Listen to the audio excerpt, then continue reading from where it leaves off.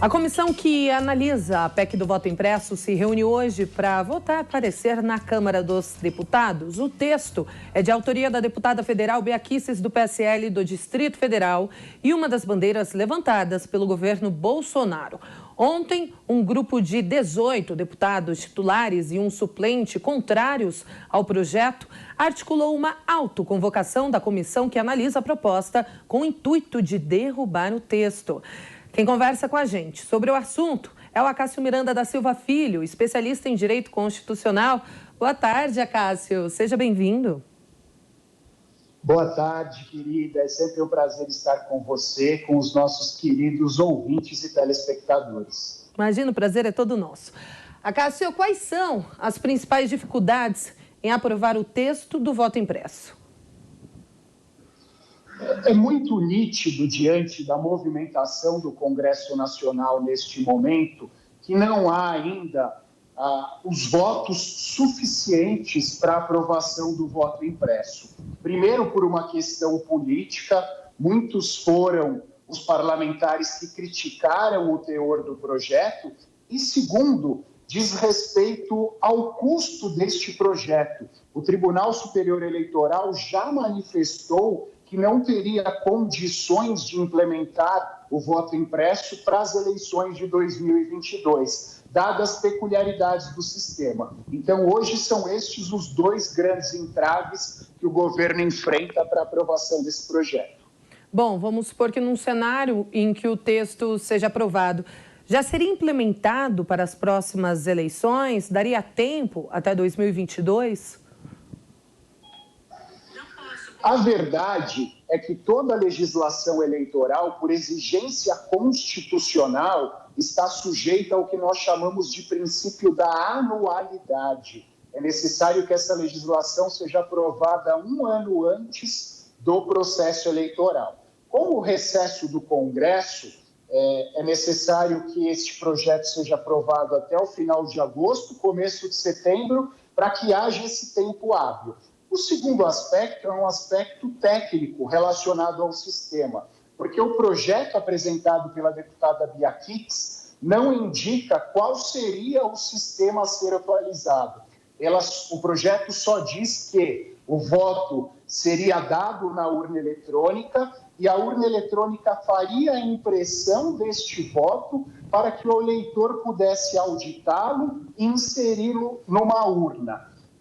Como é uma sistemática, como é uma tecnologia que difere da tecnologia atual, há necessidade dos técnicos do Tribunal Superior Eleitoral compatibilizarem esta legislação com a criação de uma nova tecnologia. E nós sabemos que existem certos entraves e certas dificuldades para que essa tecnologia seja criada, aperfeiçoada e aprovada num período tão curto de tempo. Então, esta talvez seja a grande dificuldade também neste momento.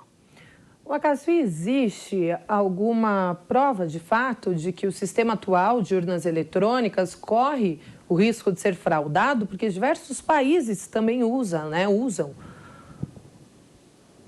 Sim, nós inclusive somos referência em relação às urnas eletrônicas. Nós adotamos esta sistemática no Brasil desde 1996, foram mais de 10 eleições e não há até hoje nenhuma comprovação de fraudes contundentes relacionadas às urnas eletrônicas. O presidente Jair Bolsonaro, quando citou um caso prático, citou as eleições de 2014, mas o próprio recorrente, o ex-candidato à presidência da República, Aécio Neves, que foi quem propôs e apresentou essa denúncia de fraude, ficou satisfeito com as justificativas apresentadas pelo Tribunal Superior Eleitoral e afirmou categoricamente que aquele processo eleitoral não teve o seu resultado maculado pela fraude. Bom, há pouco você citou aí a praticidade em implementar o voto impresso no Brasil, mas é viável para o país no sentido de quais seriam os custos para a máquina pública? E uma outra dúvida, curiosidade, as impressões, esses votos impressos? Eu acho, sendo bastante sincero, que seria um retrocesso neste momento nós adotarmos o voto impresso. Primeiro, porque nós somos referência em relação à urna eletrônica.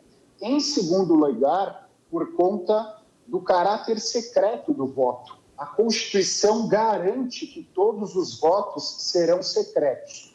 No momento em que há impressão deste voto, por mais que o eleitor vá tirar este voto da urna, há a possibilidade do mesário ou de um fiscal que esteja lá dentro ter acesso a este voto. E aí sim nós voltaríamos, aliás, ao que nós tínhamos antes da urna eletrônica, que era o acesso a determinados votos, a imposição de determinados votos por rincões do país onde ainda esteja consagrado aquele coronelismo. Então, repito, acho neste momento um retrocesso. Se querem discutir a sistemática, eu acho razoável que haja essa discussão, mas isso não pode ser feito com todo esse assodamento, sob pena de nós darmos margens a alguns problemas e, principalmente, a mudança do sistema neste momento custaria cerca de 250 milhões de reais, segundo dados do próprio Tribunal Superior Eleitoral, o que seria um custo bastante elevado para o orçamento que nós já temos, um orçamento tão complexo, principalmente por conta da pandemia.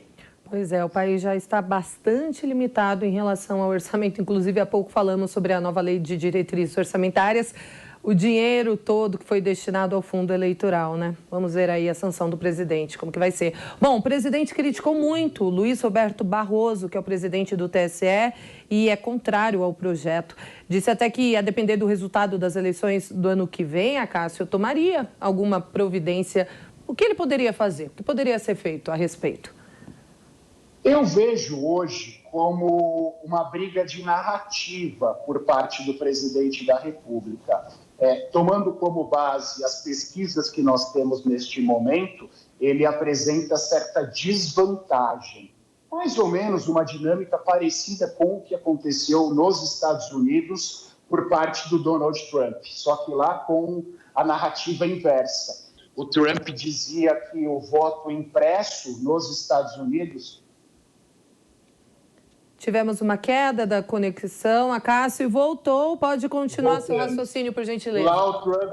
Lá o Trump dizia que o voto impresso estava sujeito a fraudes e que ele seria o principal prejudicado por esta fraude e, consequentemente, não acreditou no resultado das eleições. O presidente Bolsonaro, diante dessa narrativa, toma o mesmo caminho, com a peculiaridade que as críticas são feitas em relação ao voto eletrônico. Ele mesmo afirma ter a posse de várias comprovações de fraudes relacionadas ao processo eletrônico, mas ele não indica quais são estas fraudes. A medida jurídica constitucional que ele poderia tomar a partir deste desacreditamento, a partir do fato que ele desacredite o resultado, é a propositura de uma ação de impugnação para que seja feita a recontagem dos votos e que sejam apuradas eventuais fraudes. Isso, repito,